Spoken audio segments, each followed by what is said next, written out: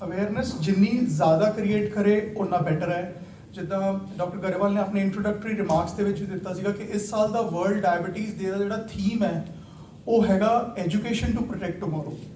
ਜਿੰਨਾ ਆਪਾਂ ਐਜੂਕੇਟ ਕਰਦੇ ਹਾਂ ਉਦੋਂ ਆਪਾਂ ਉਨੀ ਆਪਾਂ ਪ੍ਰੋਬਲਮ ਨੂੰ ਬਚਾ ਸਕਦੇ ਹਾਂ। ਤੁਸੀਂ ਡਾਇਬਟੀਜ਼ ਦੇ ਬਾਰੇ ਦੇਖਿਆ ਕਿ ਡਾਇਬਟੀਜ਼ ਦੇ ਨੰਬਰਸ ਬਹੁਤ ਜ਼ਿਆਦਾ ਹੈਗੇ ਨੇ, ਡਾਇਬਟੀਜ਼ ਕਿੱਦਾਂ ਅੱਖਾਂ ਦੇ ਇਫੈਕਟ ਕਰ ਰਹੀ ਹੈ, ਇਹ ਬਹੁਤ ਹੈਗਾ। ਤੇ ਆਪਾਂ ਥੋੜ੍ਹਾ ਜਿਹਾ ਮਤਲਬ ਇੰਟਰੈਕਟਿਵ ਕਰਦੇ ਹਾਂ। ਮੈਂ ਤੁਹਾਡੇ ਤੋਂ ਕੁਝ ਸਵਾਲ ਪੁੱਛਦਾ, ਤੁਸੀਂ ਮੇਰੇ ਤੋਂ ਸਵਾਲ ਪੁੱਛੋ, ਉਹਦੇ ਬੇਸਿਸ ਤੇ ਆਪਾਂ ਕਰਦੇ ਹਾਂ rather then one way thing. ਤੁਸੀਂ ਸਭ ਜਾਣਦੇ ਹੋ ਸ਼ੂਗਰ ਹੈ, ਹਰ ਬੰਦਾ ਅੱਜ ਦੀ ਡੇਟ ਦੇ ਵਿੱਚ ਸ਼ੂਗਰ ਦੇ ਵਿੱਚ ਮਾਸਟਰ ਹੈ। ਸ਼ੂਗਰ ਦੇ ਉੱਪਰ ਹਰ ਬੰਦੇ ਦੇ ਆਪਣੇ ਥਾਟ ਪ੍ਰੋਸੈਸ ਹੈ, ਰਾਈਟ। ਤੇ ਮੈਨੂੰ ਇਹਦੇ ਉੱਪਰ ਜਦੋਂ ਵੀ ਮੈਂ ਗੱਲ ਕਰਦਾ ਤਾਂ ਮੈਨੂੰ ਸਭ ਤੋਂ ਪਹਿਲੀ ਚੀਜ਼ ਹਮੇਸ਼ਾ ਯਾਦ ਆਉਂਦੀ ਹੈ, ਮੇਰੇ ਪ੍ਰੋਫੈਸਰ ਹੈ ਬੰਬੇ ਦੇ ਵਿੱਚ ਡਾਕਟਰ ਵਰਤਕ ਅਭੀ, ਜਿਨ੍ਹਾਂ ਨੇ ਮੈਨੂੰ ਪੜ੍ਹਾਇਆ Nair hospital Mumbai, just like PGI ਜਿੱਦਾਂ ਉਰੇ ਹੈਗਾ। ਤੇ ਉਹ MBBS ਸਟੂਡੈਂਟਸ ਨੂੰ ਸਵਾਲ ਪੁੱਛਦੇ ਹੁੰਦੇ ਸੀ ਕਿ ਵਾਟ ਇਜ਼ ਡਾਇਬਟੀਜ਼, ਕਿ ਕੀ ਹੈ ਸ਼ੂਗਰ ਤੁਹਾਡੇ ਹਿਸਾਬ ਨਾਲ। ਐਨੀਵਨ, ਕੀ ਸ਼ੂਗਰ ਹੈ ਜੀ? ਕੀ ਹੈ ਸ਼ੂਗਰ? ਹਾਂਜੀ ਭਾਜੀ, ਕੀ ਸ਼ੂਗਰ ਹੈ? What is diabetes? ਕੀ ਹੁੰਦੀ ਹੈ ਡਾਇਬਟੀਜ਼? ਹਾਂਜੀ, more than required ਬਲੱਡ ਦੇ ਵਿੱਚ ਜਿਹੜਾ ਸ਼ੂਗਰ ਲੈਵਲ ਜੋ ਪਾਰਟਿਕੂਲਰ ਲਿਮਿਟ ਜਿਹੜੀ ਫਿਕਸ ਹੈ ਉਸ ਤੋਂ ਜ਼ਿਆਦਾ ਹੋਏ, ਹਾਂਜੀ, ਉਹਨੂੰ ਆਪਾਂ ਡਾਇਬਟੀਜ਼ ਕਹਿੰਦੇ ਉਹਨੂੰ diabetes ਕਹਿੰਦੇ। ਠੀਕ ਹੈ, ਵੈਰੀ ਗੁੱਡ ਜੀ। Anybody would like to add? So students ਵੀ ਨਾ ਇਦਾਂ ਹੀ ਡਿਫਰੈਂਟ ਸਵਾਲ ਦਾ ਜਵਾਬ ਦਿੰਦੇ ਸੀਗੇ ਕਿ ਬਲੱਡ ਲੈਵਲ ਇੰਨਾ ਹੋ ਗਿਆ ਜੀ, HbA1c ਦਾ ਲੈਵਲ ਇੰਨਾ ਹੋ ਗਿਆ ਜੀ, ਇਹ ਲੈਵਲ ਇੰਨਾ ਹੋ ਗਿਆ ਜੀ। ਤੇ ਮੈਡਮ ਦਾ ਇੱਕ ਆਨਸਰ ਜਿਹੜਾ ਹੁੰਦਾ ਸੀਗਾ ਨਾ, ਮੈਨੂੰ ਹਮੇਸ਼ਾ ਯਾਦ ਰਹਿੰਦਾ ਸੀਗਾ ਕਿ diabetes is a disease of eyes, nerves, heart, brain and kidney due to high blood glucose levels। ਜਦੋਂ ਤੁਸੀਂ ਸ਼ੂਗਰ ਨੂੰ ਸੋਚਣਾ, ਤੁਸੀਂ ਸ਼ੂਗਰ ਦੇ ਲੈਵਲ ਨੂੰ ਨਹੀਂ ਸੋਚਣਾ। ਤੁਸੀਂ ਇਹ ਦੇਖਣਾ ਹੈ ਕਿ ਜਿਹੜਾ ਇਹ ਚੀਨੀ ਸਨਿਆ ਬਲੱਡ ਹੈ, ਇਹ ਮੇਰੀ ਅੱਖਾਂ ਦੀ ਰੌਸ਼ਨੀ ਨੂੰ, ਮੇਰੇ ਗੁਰਦਿਆਂ ਨੂੰ, ਮੇਰੇ ਨਸਾਂ ਨੂੰ, ਮੇਰੇ ਬ੍ਰੇਨ ਨੂੰ, ਮੇਰੇ ਕਿਡਨੀ ਨੂੰ, ਮੇਰੇ ਹਾਰਟ ਨੂੰ ਕਿੱਦਾਂ ਖਰਾਬ ਕਰ ਰਿਹਾ ਹੈ। ਠੀਕ ਹੈ ਨਾ? ਜੇ ਇਹ ਚੀਜ਼ ਦਾ ਇੰਪੈਕਟ ਨਾ ਹੋਵੇ, ਫਿਰ ਲੈਵਲ ਕੁਝ ਵੀ ਹੋਵੇ, ਆਪਾਂ ਨੂੰ ਕੀ ਫਰਕ ਪੈਂਦਾ? ਰਾਈਟ, ਆਪਾਂ ਨੂੰ ਫਰਕ ਇਸ ਕਰਕੇ ਪੈਂਦਾ ਕਿਉਂਕਿ ਆਪਣੇ ਸਰੀਰ ਤੇ ਅਸਰ ਪੈ ਰਿਹਾ ਹੈ। ਤੇ ਜਦੋਂ ਇੱਕ ਲੈਵਲ, ਸ਼ੂਗਰ ਤਾਂ ਨਾਰਮਲ ਬਲੱਡ ਦੇ ਵਿੱਚ ਵੀ ਹੈਗੀ ਹੈ ਨਾ, ਜੇ ਮੇਰੇ ਬਲੱਡ ਦੇ ਵਿੱਚ ਇਸ ਵੇਲੇ ਸ਼ੂਗਰ ਨਾ ਹੋਵੇ ਮੈਂ ਖੜਾ ਵੀ ਨਹੀਂ ਹੋ ਸਕਦਾ। ਜਦੋਂ ਉਹ ਲੈਵਲ ਇੱਕ ਲੈਵਲ ਤੋਂ ਉੱਪਰ ਜਾਂਦਾ ਹੈਗਾ, ਜਿੱਦਾਂ ਭਾਈ ਸਾਹਿਬ ਕਹਿ ਰਹੇ ਸੀਗੇ ਕਿ ਆਪਣੇ ਅੰਗਾਂ ਤੇ ਅਸਰ ਪਾਉਣ ਲੱਗਦਾ, that is what is important. ਠੀਕ ਹੈ, ਤਾਂ ਨੈਕਸਟ ਸਵਾਲ ਆਪਣੇ ਦਿਮਾਗ 'ਚ ਉੱਠਦਾ ਕਿ ਡਾਇਬਟੀਜ਼ ਦਾ ਨਾਰਮਲ ਲੈਵਲ ਕੀ ਹੈ। ਹੁਣ ਦੱਸੋ ਜੀ ਨਾਰਮਲ ਲੈਵਲ ਕੀ ਹੈ? ਐਨੀਵਨ, ਨਾਰਮਲ ਲੈਵਲ ਕੀ ਹੈ ਡਾਇਬਟੀਜ਼ ਦਾ? ਖਾਲੀ ਪੇਟ ਸ਼ੂਗਰ ਦਾ ਨਾਰਮਲ ਲੈਵਲ ਕੀ ਹੁੰਦਾ? ਹਾਂਜੀ ਸਰ, 100। ਠੀਕ ਹੈ ਜੀ। ਐਨੀਵਨ, ਖਾਣ ਤੋਂ ਬਾਅਦ ਵਾਲਾ ਕੀ ਹੁੰਦਾ ਜੀ ਨਾਰਮਲ ਲੈਵਲ? 150। ਸੋ ਸੱਚਾਈ ਇਹ ਹੈਗੀ ਹੈ ਕਿ normal level fasting the 8 hours of fasting ਅਸੀਂ ਕਹਿੰਦੇ ਹਾਂ 99 ਤੱਕ ਹੁੰਦਾ। 100 ਤੋਂ 125 ਨੂੰ ਆਪਾਂ ਬਾਰਡਰ ਲਾਈਨ ਜਾਂ ਪ੍ਰੀ ਡਾਇਬਟੀਜ਼ ਜਾਂ ਇੰਪੇਅਰਡ ਫਾਸਟਿੰਗ ਕਹਿੰਦੇ ਹਾਂ। ਖਾਣ ਪੀਣ ਤੋਂ ਬਾਅਦ ਵਾਲਾ ਜਿੰਨਾ ਮਰਜ਼ੀ ਖਾਦਾ ਪੀਤਾ ਹੋਵੇ, 100 ਗ੍ਰਾਮ ਗਲੂਕੋਜ਼ ਵੀ ਪੀਤਾ ਹੋਵੇ, 139 ਤੋਂ ਥੱਲੇ ਹੁੰਦਾ, 139 ਤੱਕ ਹੁੰਦਾ। 140 ਤੋਂ 200 ਪ੍ਰੀ ਡਾਇਬਟੀਜ਼ ਜਾਂ ਬਾਰਡਰ ਲਾਈਨ ਕਹਿੰਦੇ ਆਪਾਂ। ਰੈਂਡਮ ਦਾ ਕਿੰਨਾ ਹੁੰਦਾ? ਰੈਂਡਮ ਵੀ 140 ਤੋਂ 200 ਬਾਰਡਰ ਲਾਈਨ ਕਹਿੰਦੇ। 140 ਤੋਂ ਥੱਲੇ ਹੋਣਾ ਚਾਹੀਦਾ ਸਰ ਜੀ। 3 ਮੰਥਸ ਦੀ ਐਵਰੇਜ ਸ਼ੂਗਰ, ਜਿਹੜੀ 3 ਮਹੀਨੇ ਦੀ ਸ਼ੂਗਰ ਹੁੰਦੀ ਹੈ, ਜਿਹਦੇ ਵਾਸਤੇ ਨਾ ਖਾਲੀ ਪੇਟ ਦੀ ਲੋੜ ਹੈ ਨਾ ਖਾਦੇ ਪੀਤੇ ਦੀ ਲੋੜ ਹੈ, ਜਿਵੇਂ ਮਰਜ਼ੀ ਕਰ ਸਕਦੇ ਆਪਾਂ, ਉਹ 5.6 ਤੱਕ ਨਾਰਮਲ ਹੁੰਦਾ। 5.7 ਤੋਂ 6.4 ਨੂੰ ਅਸੀਂ ਬਾਰਡਰ ਲਾਈਨ ਜਾਂ ਪ੍ਰੀ ਡਾਇਬਟੀਜ਼ ਕਹਿੰਦੇ ਆ। ਤੇ 6.5 ਜਦੋਂ ਹੋ ਜਾਂਦੀ ਹੈ ਤਾਂ ਆਪਾਂ ਕਹਿੰਦੇ ਆ ਪੱਕੀ ਸ਼ੂਗਰ ਹੋ ਗਈ। ਜਦੋਂ ਇਹ 7 ਤੋਂ ਉੱਪਰ ਚਲੇ ਜਾਂਦੀ ਹੈ ਤਾਂ ਇਹ ਕੋਈ ਵੀ ਬਾਡੀ ਦਾ ਪਾਰਟ ਫੜ ਲਓ, ਉੱਥੇ ਇਹ ਚੀਨੀ ਸਨਿਆ ਬਲੱਡ ਕਈ ਗੁਣਾ ਜ਼ਿਆਦਾ ਨੁਕਸਾਨ ਕਰ ਰਿਹਾ ਹੈ। ਮੈਂ ਤੁਹਾਨੂੰ ਗ੍ਰਾਫ ਦਿਖਾਊਂਗਾ ਜਿਹਦੇ 'ਚ ਕਲੈਰਿਟੀ ਹੋ ਜਾਏਗੀ। ਇਸ ਵੇਲੇ ਜਦੋਂ ਵੀ ਮੈਂ ਪਬਲਿਕ ਸੈਮੀਨਾਰਸ ਕਰਦਾ, ਲੋਕਾਂ ਦਾ ਮੋਸਟ ਕਾਮਨ ਇੱਕ ਵਿਚਾਰ ਹੁੰਦਾ ਹੈ ਜਾਂ ਕੰਸਰਨ ਹੁੰਦਾ ਹੈ ਜਾਂ ਕੁਐਸਚਨ ਹੁੰਦਾ ਜੀ, ਪਹਿਲਾਂ ਕਹਿੰਦੇ ਸੀਗੇ ਜੀ 130 ਨਾਰਮਲ ਹੈ, ਹੁਣ ਤੁਸੀਂ ਕਹਿਤਾ ਜੀ 100 ਨਾਰਮਲ ਹੈ, ਤੁਸੀਂ ਸਾਰਿਆਂ ਨੂੰ ਸ਼ੂਗਰ ਕਰੀ ਜਾਂਦੇ ਹੋ। ਹਾਂਜੀ, ਸੁਣਿਆ ਤੁਸੀਂ ਕਦੇ? WhatsApp ਆਇਆ ਮੈਸੇਜ ਤੁਹਾਡੇ ਕੋਲੇ? ਆਇਆ ਨਾ ਜੀ। ਤਾਂ ਇਹਦਾ ਮੈਂ ਤੁਹਾਨੂੰ ਸਹੀ ਤਰੀਕੇ ਨਾਲ ਦੱਸਦਾ, ਇਹ ਵਧੀਆ ਕੁਐਸਚਨ ਹੈ ਤੁਹਾਡਾ। ਕਿਉਂ? ਇਹਦਾ ਮਤਲਬ ਤੁਸੀਂ ਕੰਸਰਨਡ ਹੋ ਆਪਣੀ ਹੈਲਥ ਦੇ ਪ੍ਰਤੀ। That makes me happy. But same time ਤੇ ਮੇਰਾ ਫੈਕਟ ਦੱਸਣਾ ਤੁਹਾਨੂੰ ਫਰਜ਼ ਹੈ। ਇਹ ਪਾਇਆ ਗਿਆ ਕਿ ਜਿਨ੍ਹਾਂ ਦੀ ਫਾਸਟਿੰਗ 100 ਤੋਂ 125 ਦੇ ਵਿੱਚ ਹੁੰਦੀ ਹੈ, HbA1c 5.7 ਤੋਂ 6.4 ਹੁੰਦੀ ਹੈ, ਉਹਨਾਂ ਦੇ ਵਿੱਚ ਛੋਟੀ ਨਸਾਂ ਜਿਹੜੇ ਸਰੀਰ ਦੀਆਂ ਹੁੰਦੀਆਂ, ਜਿਵੇਂ ਰੈਟੀਨਾ ਦੀ ਹੋ ਗਈ, ਜਿੱਦਾਂ ਡਾਕਟਰ ਸਾਹਿਬ ਨੇ ਦੱਸਿਆ, ਜਿੱਦਾਂ ਨਸਾਂ ਦੀ ਹੋ ਗਈ, ਨਿਊਰੋਪੈਥੀ ਦੀ ਪ੍ਰੋਬਲਮ, ਕਿਡਨੀ ਦੀ ਪ੍ਰੋਬਲਮ, ਨੈਫਰੋਪੈਥੀ ਦੀ ਪ੍ਰੋਬਲਮ, ਇਹ ਜ਼ਿਆਦਾ ਹੁੰਦੀ ਹੈ ਨਾਰਮਲ ਸ਼ੂਗਰ ਦੇ ਨਾਲੋਂ, ਰਾਈਟ। ਕਿਉਂਕਿ ਇਹਨਾਂ ਲੋਕਾਂ ਦੇ ਵਿੱਚ ਪ੍ਰੀ ਡਾਇਬਟਿਕ ਰੇਂਜ ਦੇ ਵਿੱਚ ਇਹ ਕੰਪਲਿਕੇਸ਼ਨਸ ਜ਼ਿਆਦਾ ਸੀਗੀਆਂ, ਇਸ ਕਰਕੇ ਇਹਨਾਂ ਨੂੰ ਨਾਰਮਲ ਨਹੀਂ ਕੀਤਾ ਜਾਂਦਾ। ਜਦੋਂ ਇਹ 6.5 ਦਾ ਲੈਵਲ ਟੱਚ ਕਰ ਜਾਂਦਾ ਹੈ ਤਾਂ ਰਿਸਰਚ ਇਹ ਸ਼ੋ ਕਰਦੀ ਹੈ ਕਿ ਜਿਹੜੇ ਵੱਡੀ ਨਸਾਂ ਹੁੰਦੀਆਂ ਨੇ, ਜਿੱਦਾਂ ਹਾਰਟ ਦੀ ਨਸ, ਬ੍ਰੇਨ ਦੀ ਨਸ, ਇਹ ਜਿਹੜੀ ਵੱਡੀ ਨਸਾਂ ਹੁੰਦੀਆਂ ਨੇ, ਇਹਨਾਂ ਦੇ ਉੱਪਰ ਵੀ ਇਫੈਕਟ ਕਈ ਗੁਣਾ ਵੱਧ ਜਾਂਦਾ ਹੈ, ਰਾਈਟ। ਸੋ ਇਹ ਰੀਜ਼ਨ ਸੀਗਾ ਜਿਹਦੇ ਕਰਕੇ ਕੱਟ ਆਫ ਜਿਹੜਾ ਸੀਗਾ ਡਾਇਬਟੀਜ਼ ਦਾ, ਉਹ ਡਾਇਗਨੋਸਿਸ ਦਾ 6.5 ਤੱਕ ਆਇਆ, ਤੇ ਪ੍ਰੀ ਡਾਇਬਟਿਕ ਦਾ ਜਿਹੜਾ ਕੱਟ ਆਫ ਹੈਗਾ ਪ੍ਰੀ ਡਾਇਬਟਿਕ ਦਾ ਬਣਾਇਆ ਗਿਆ, ਰਾਈਟ। ਇਹਦਾ ਮਤਲਬ ਇਹ ਹੈਗਾ ਕਿ ਜੇ ਸਪੋਜ਼ ਕਰੋ ਮੈਂ ਆ ਤੇ ਮੈਨੂੰ ਹੋਰ ਕੋਈ ਬੋਡੀ ਪਾਰਟ ਤੇ ਅਸਰ ਹੈ ਨਹੀਂਗਾ, ਤਾਂ ਮੈਨੂੰ ਸ਼ੂਗਰ ਕਿੰਨੀ ਰੱਖਣੀ ਚਾਹੀਦੀ ਹੈ? ਕਿੰਨੀ ਰੱਖਣੀ ਚਾਹੀਦੀ ਹੈ? ਤੁਸੀਂ ਦੱਸੋ ਕਿੰਨੀ ਰੱਖਣੀ ਚਾਹੀਦੀ ਹੈ?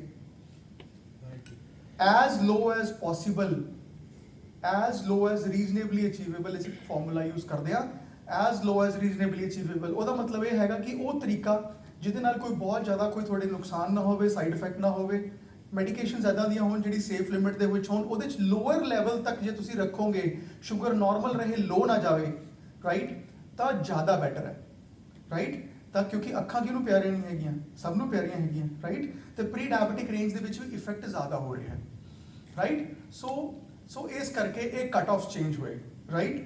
ਸੋ ਹੁਣ ਆਪਾਂ ਨੈਕਸਟ ਸਵਾਲ ਪੁੱਛਦੇ ਹਾਂ ਜੀ ਕਿ ਸ਼ੂਗਰ ਦੇ ਲੱਛਣ ਕੀ ਹੁੰਦੇ ਨੇ? ਐਨੀਵਨ? ਡਾਇਬੀਟੀਜ਼ ਦੇ ਲੱਛਣ ਕੀ ਹੁੰਦੇ ਨੇ ਜੀ? ਐਨੀਵਨ? ਥਰਸਟੀ ਹੋਣਾ ਜੀ, ਹੋਰ? ਜੁਆਇੰਟ ਪੇਨਸ ਹੋਣਾ, ਹੋਰ? यूरिन बार बार आना, बार बार यूरिनेशन होना, और tiredness, very important, very common symptom, tiredness, थकावट रहना, और एनी अदर सिम्टम्स? हाँ जी सर, इचिंग होना, स्किन इन्फेक्शंस बार बार होना, जख्मां दे भरन दी प्रॉब्लम होना, ये सारे लक्षण होंदे ने, राइट। बट ਤੁਹਾਨੂੰ ਮੈਂ ਹੁਣ ਇੱਕ ਸਟੋਰੀ ਦੱਸਦਾ।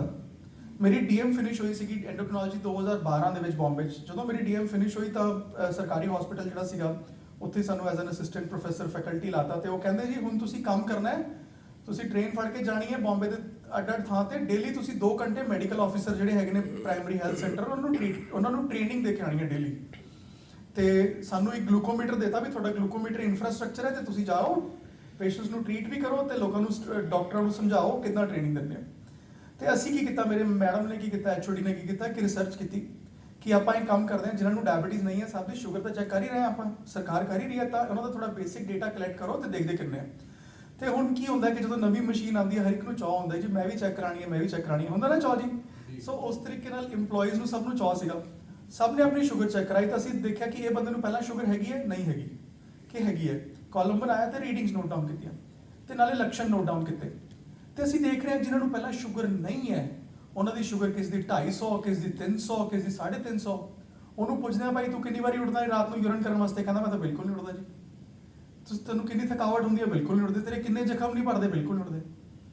ਸੋ majority of them were actually asymptomatic, right.